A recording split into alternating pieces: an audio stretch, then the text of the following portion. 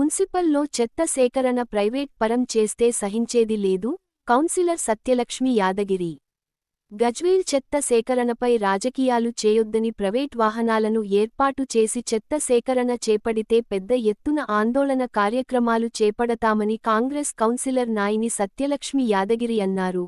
గజ్వేల్లో media సమావేశం ఏర్పాటు చేసిన కాంగ్రెస్ కౌన్సిలర్స్ ఈ సందర్భంగా వారు మాట్లాడుతూ, గజ్వేల్ ప్రజ్ఞాపూర్ మున్సిపల్ పరిధిలో చెత్త సేకరణపై రాజకీయాలు చేయొద్దని, ప్రైవేటు వాహనాలలో చెత్త సేకరణ వద్దు, మున్సిపల్ ద్వారానే చెత్త సేకరణ ముద్దు అనే నినాదంతో మునిసిపల్ కాంగ్రెస్ కౌన్సిలర్లు మీడియా సమావేశం నిర్వహించారు.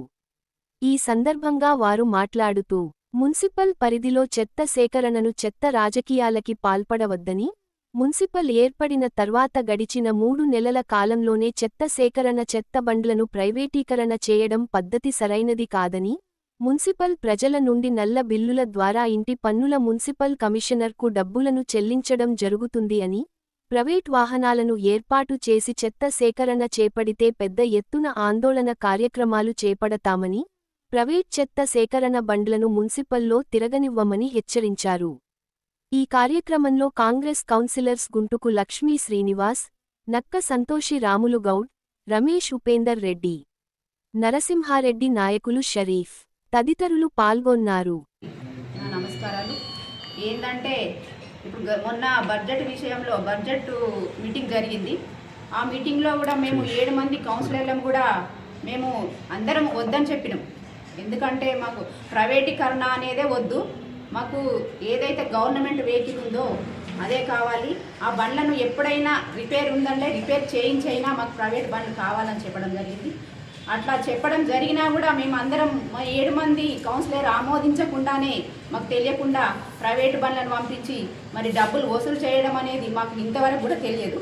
మరి అందరు ప్రజల నుండి వచ్చిన స్పందన ఏంటంటే మీరు ఆటోలు పంపించి ప్రైవేట్ బండ్లను పంపించి మాకు పైసలు వసూలు చేస్తున్నారా అనే విషయం ప్రజలు చెప్తుంటేనే తెలుస్తుంది.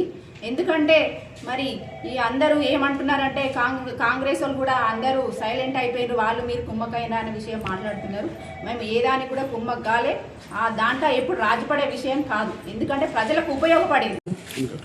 ఈ చెత్త బండ్ల విషయం గురించి మేము మున్సిపల్లో చర్చ చేసిన విషయం ఏంటంటే, ఈ ప్రైవేటీకరణ అనేది ప్రైవేట్ బండ్లు అనేది వద్దు అని చెప్పి మేము మున్సిపల్లో చర్చ చేసినాం, మాట్లాడినాం.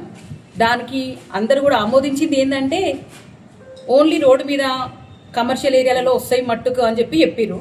తర్వాత ఈ వారం నుంచి జరిగే విషయం గజ్వేల్లో మొత్తం చర్చ జరుగుతుంది. చెత్త బండ్ల విషయం గురించి అన్ని వాళ్ళలో తిరుగుతున్నాయి. అసలు ఈ చెత్త అనేది మామూలుగా జనాలు మామూలు జనాలు వాళ్ళ ఇళ్ళలో నుంచి వేసే చెత్త ఈ మున్సిపల్కి ఆమోదం మున్సిపల్ వాళ్ళని తీసుకెళ్ళాలి. కాకపోతే ప్రైవేటీకరణ చేయడం, ప్రైవేట్ బండ్లు రావడం, అది 3 పళ్ళ బండి, 3 పయ్యలది, అది 3 పయ్యల బండి.